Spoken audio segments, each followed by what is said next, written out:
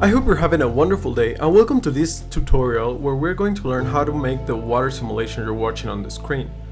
This will be a little bit of a long tutorial because we need to do the simulation first and then make the water turn into Lego bricks. I'm going to separate this video in sections in your timeline so you can go to certain sections of the video if you want to. So without anything else to say, let's just begin with the tutorial.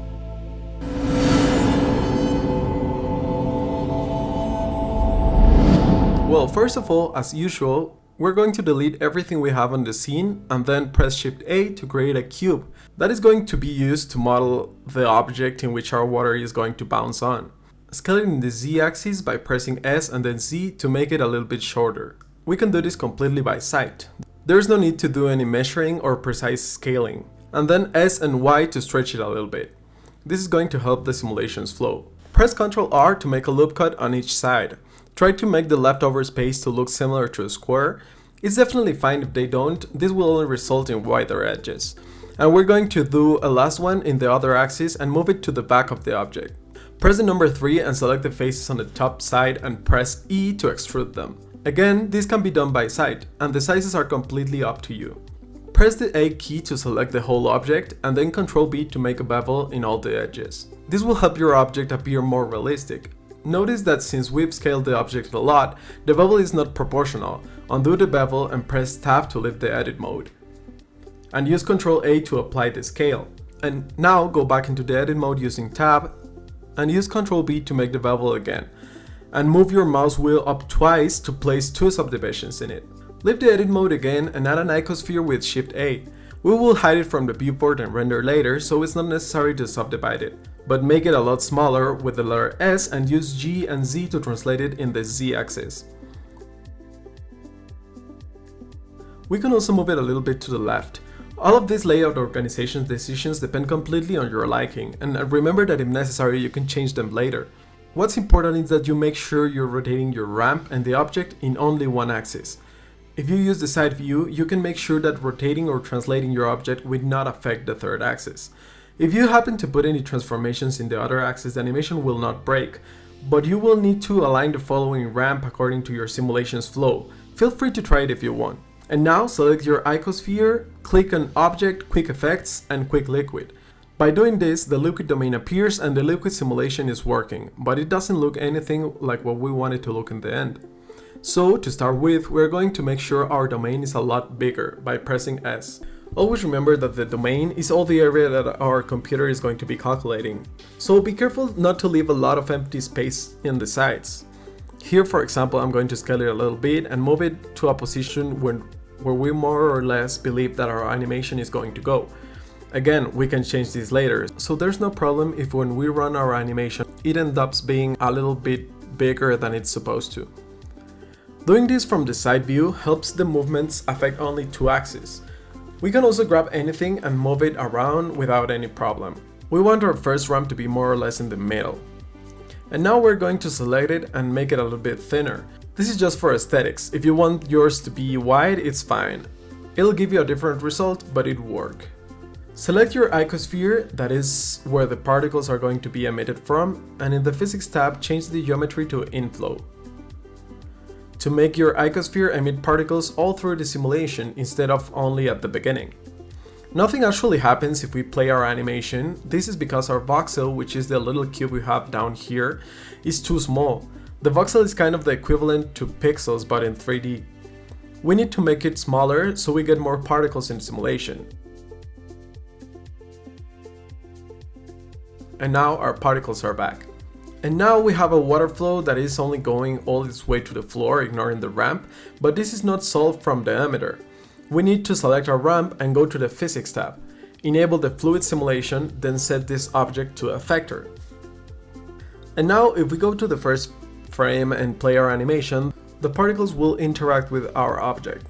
Now it is important to remember that our computer is calculating what is happening in the whole area of our domain.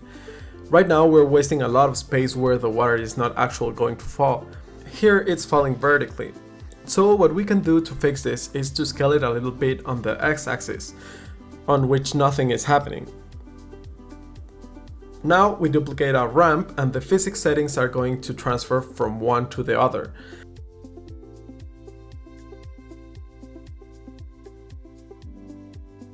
And if we put it here, we can already see that water is flowing through it. The only problem is that, as we can see, the water falls against the first one and expands. It's too wide and the bottom one is not going to catch it. We could make some modifications in the first one so that the water goes towards the center and it doesn't go out to the sides. But the other thing we could do is just scale up the bottom one a little bit so that it catches all the water. So we press S and X, in my case, that is the axis that's across, and we make it a little bit wider, and done. As we can see, the water is falling all the way down. We could move our simulation down, but in my case I'm going to move the domain higher, just a little bit, and I'm going to scale it in the Z-axis so it's not too high.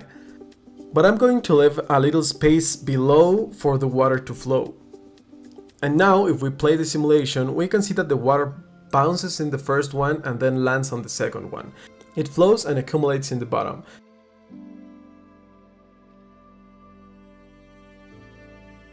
That's perfect. So now I will adjust the domain a little bit. And in the physics tab, where you can read cache, we're going to change the type to replay all. Since this is going to take a while, let's turn on the mesh before we bake it. You surely have seen this video about how to do this Lego bricks effect, but that video uses the mesh to volume node that actually Blender has a hard time calculating, especially with simulations that are constantly changing. So we're going to use a slightly different method that I'm going to explain now that I saw in this video. Then once we have this mesh simulation working, we're going to add a plane, simply to be our floor. We're going to scale it by pressing the S key, and with G and Z we're going to move it up a little bit so that it matches perfectly with our floor. Create a second plane which we're going to use for the geometry nodes. We can change the name of the object to geometry nodes, and we can put it in a separate collection for it to be more accessible. We can even close the other collection if necessary, but for now I leave it open in case you have any questions. And now we're going to press Shift A to add a cube. We're going to move it up with G and Z, and then with X to place it where it doesn't really get in the way, because we don't want it to disturb us.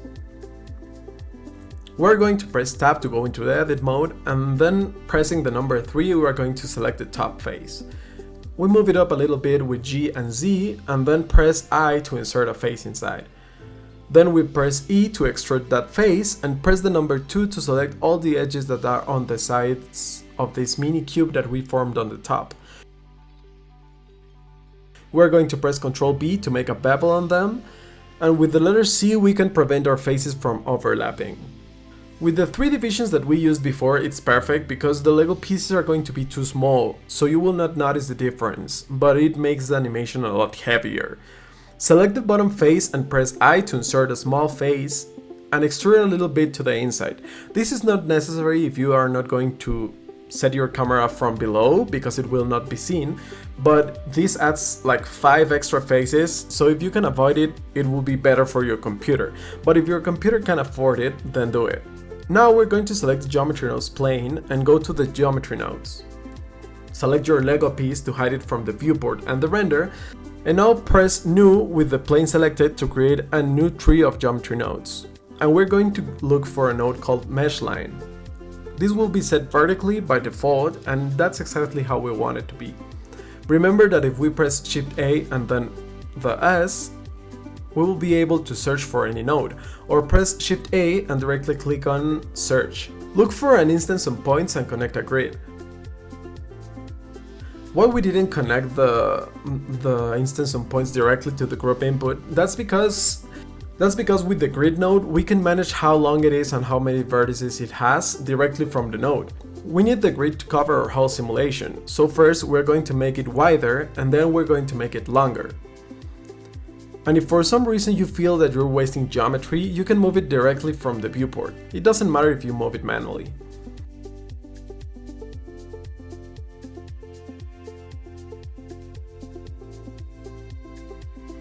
And now let's increase the count. The count is the number of grids that we are instancing, and it's defined by the length of the mesh line. Try to put your planes pretty much next to each other by eye. Depending on how your simulation is done, it will have a different size. You can picture more or less where your Lego pieces are going to be, and imagine how much separation you want your planes to have. In my case, I'm going to put them like this. Now, if we connect this to the group input, we are going to generate a value that we are going to be able to manage from our modifiers panel, and that is much more comfortable. We are also going to connect the count because we can use this later. And then we're going to look for a combined XYZ node, and we're going to connect it on this side to the offset and from the Z to the value. With this, we will be able to control the separation between each one from here, from the modifiers panel. Put them a little bit further apart and increase the count until it covers your whole simulation. We're also going to connect the vertices in X and the vertices in Y. From the top view, we are going to try to make a grid as tight as the distance between the grids, but we don't need it to be exact. Now our screen is completely full of vertices. Let's find a realized instances node and a mesh to points node. This will simply create a bunch of points in all of corners. As we can see, it's completely filled with points, and we're going to use these points to instance the Lego pieces. But not right now. First, we're going to use a delete geometry to control which ones we want to instance to prevent our computer from exploding. We want to delimit the area on which our simulation is happening, and for that we're going to use a raycast node. The raycast basically should race in the direction you tell it from where you tell it to. And we can get information like whether it's being hit or not, or where it's being hit from. We can take advantage of that to eliminate some of the points that we're not going to need. So we're going to pull out our liquid domain from the outline that, remember, has the area where we want our points to have instances, and we're going to connect the geometry to the target geometry. And now we are going to use a vector. Find a vector and connect it to the ray direction. Put a value of 1 in the z-axis, and now add a vector math node and set it to dot product. That's going to help us get the difference between the value from where it's being hit and the direction from where the ray is being emitted. Then, by using a compare node, we're going to set it to less or equal, and this little pink dot, we're going to connect it to the delete geometry selection. It's not showing us any points, and that's because we have to change our liquid domain to relative, and with that they should appear. We're going to press Shift A and S, and we will look for an instance of points. We're going to plug it into this part of the line, and now we'll bring our Lego brick and we'll connect it here. We can see that we've created a bunch of huge pieces, so to scale them, instead of maneuvering directly from this node, which does work, but it's not exactly how we want to do it, we can make it more comfortable. What we're going to do is we're going to press Shift A and S, and we're going to look for a value node. In this node, we're going to put a number that is the measurement we want our brick to have, which in our case, we want it to be the same for all three axes because we don't want our brick to change its dimensions. So one value would be more than enough. Depending on exactly how many subdivisions you put into the planes and how many planes you use is the exact value that will work for you. And now that it looks more or less how we like it, we can hide from the viewport and the render both the liquid domain and the emitter, which in our case is the icosphere.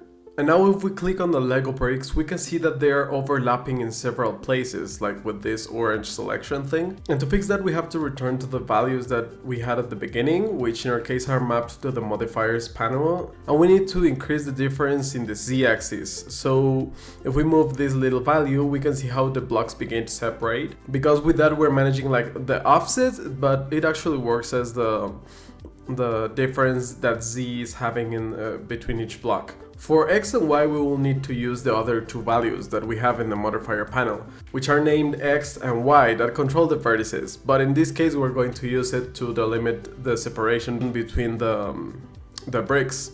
The way that I usually do it is that I move them a lot more than needed.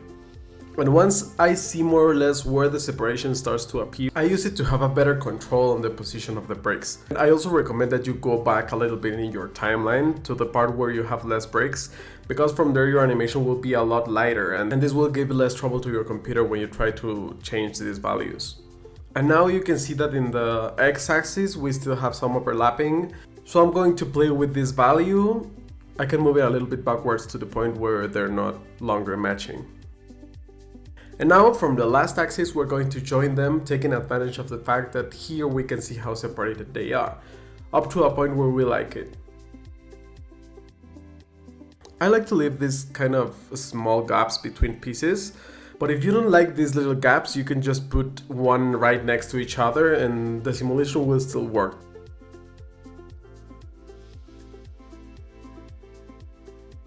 So to assign the material, we're going to go back here to the geometry nodes, and we're going to press Shift A and S to find a set material node. We're going to connect it here at the end of the line, and we're going to add a material to our domain. We're going to give it a name to quickly identify it. And here in the Assign Material node, we're going to click on the blank space and select the one you just created. Now see that if we change the color to whatever you want, it will affect the tone of our pieces. We're going to assign a new material to our ramp, give it a name. In my case, I'm going to use the same material for all the elements in the scene except for the bricks. You can assign different materials if you want. Just click in the icon next to New and select the material from the list. And that's it. Now all that's left to do is add our camera, our background and lights. And once we're happy with the whole result, we just click on render and render animation. If you would like me to do a video exclusively on how to do some quick and easy scene setups or some tricks of how to play with the camera, feel free to ask me here in the comments. That will be everything for this tutorial. I hope you liked it a lot and that you managed to make it to the end. If you have any questions, I'll be attentive in the comments. Practice a lot and I hope to see you in the next tutorial.